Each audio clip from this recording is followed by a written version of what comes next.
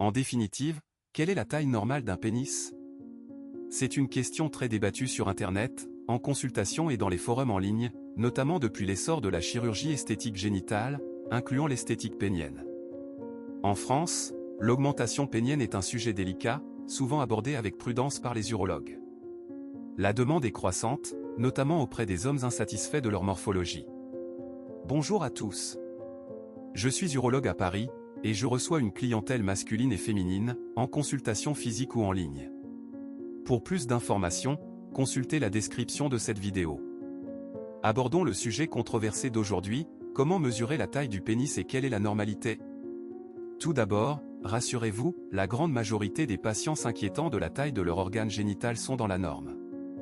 L'insatisfaction est souvent liée à une mauvaise image corporelle, influencée par la pornographie, les magazines retouchés ou les photos sur Photoshop. Cette préoccupation est beaucoup plus fréquente chez les hommes que chez les femmes, selon plusieurs études françaises.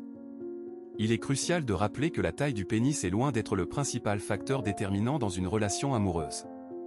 La mesure peut se faire sur le pénis en érection ou à l'état flasque et étiré.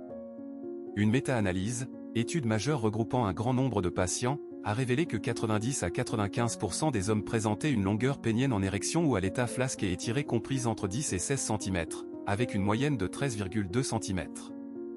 Cette moyenne varie selon l'ethnie, la génétique et la région géographique étudiée. On parle de micropénis en dessous de 7,5 cm, cas justifiant potentiellement une intervention chirurgicale d'allongement.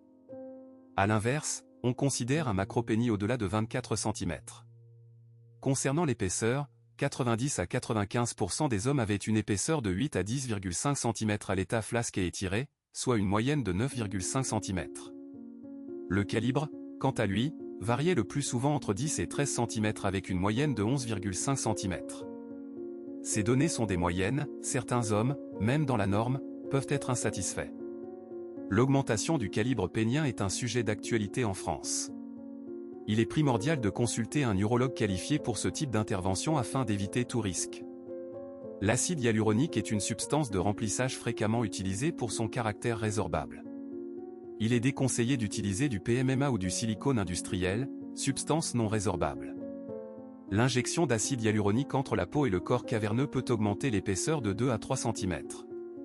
Quant à l'augmentation de la longueur pénienne, les interventions sont délicates. Le Conseil national de l'Ordre des médecins de France considère les méthodes comme expérimentales. La liposuction pénienne, par exemple, peut améliorer l'apparence en exposant davantage le pénis mais n'allonge pas celui-ci. La section du ligament suspenseur peut gagner 1 à 2 cm, mais peut aussi affecter la stabilité du pénis. L'implant de prothèse pénienne, traitement de la dysfonction érectile, n'est pas considéré comme une augmentation pénienne.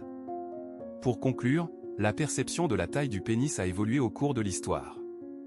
Dans la mythologie grecque, par exemple, les représentations artistiques de pénis plus petits étaient associées à la sagesse et au contrôle des émotions, contrairement aux représentations de grands pénis souvent associées à la barbarie. L'essor des techniques esthétiques a mis en avant ce critère de beauté physique, souvent démesurément.